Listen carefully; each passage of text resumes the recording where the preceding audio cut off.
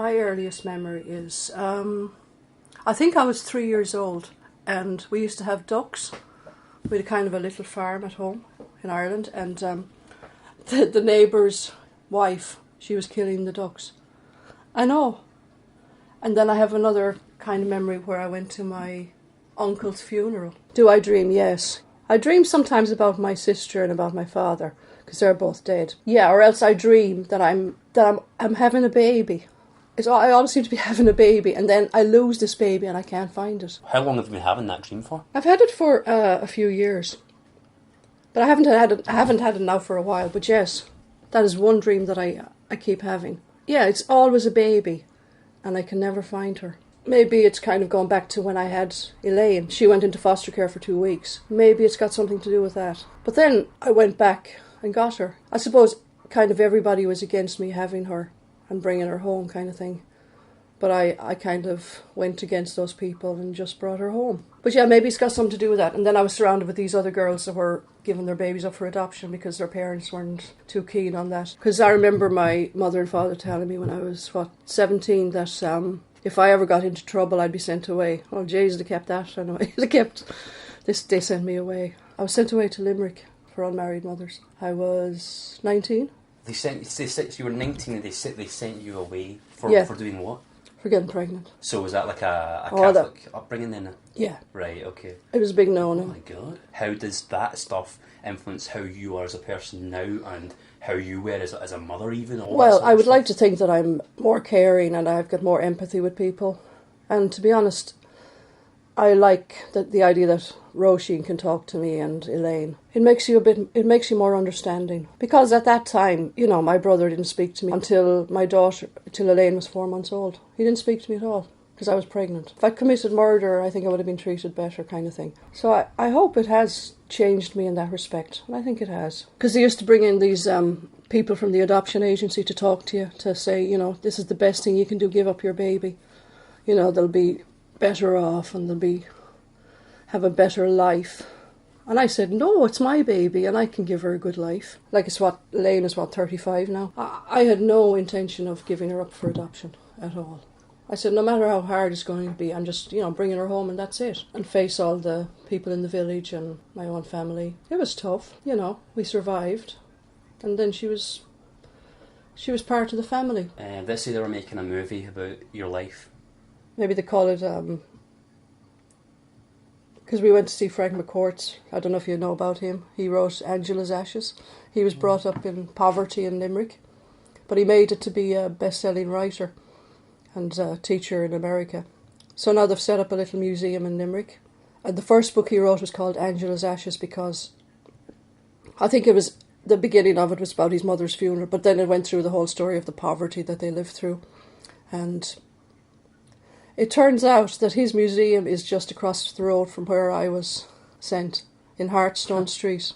So maybe 14 Lower Hartstonge Street. Because I went back to see it the other day when we went to Limerick.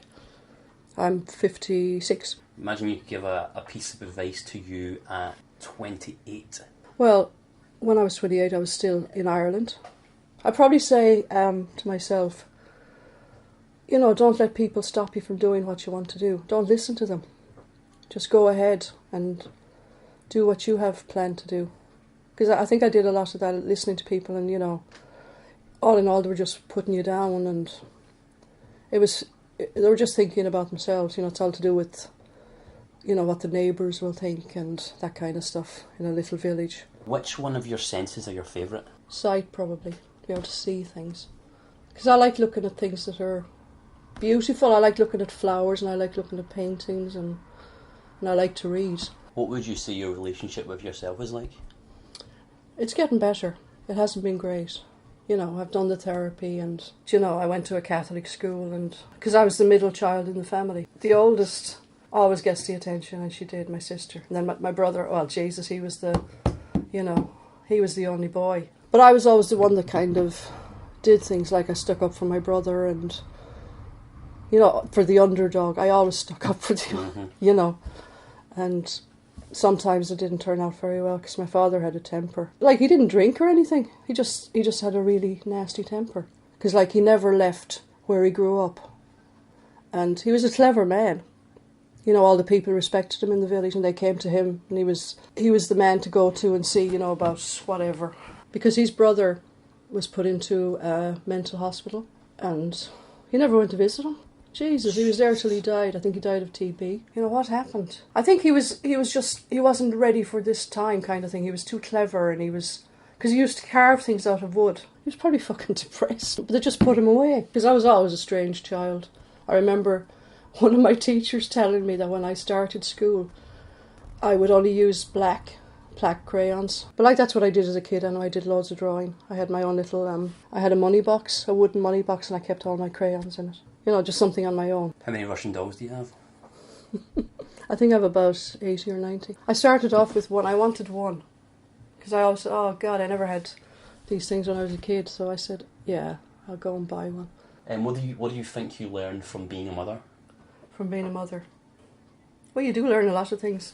You learn to be caring, and I suppose you learn unconditional love.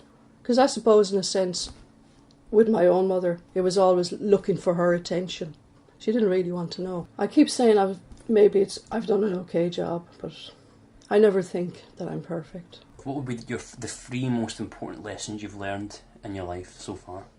That you're not here for the long term, that it's quite short, this life we have, and not to be dragged down by people, toxic people as I call them. Just live your life for yourself, I think. Think about you. I hope I'm a good listener. I guess I can be pretty reliable. So, good listener, reliable. I'm good at finding things. Or maybe because St. Anthony. Oh, right. He's the patron saint of lost things. Oh, really? Oh, Him and St. Jude. Jude is the hopeless cases. He's my top saint.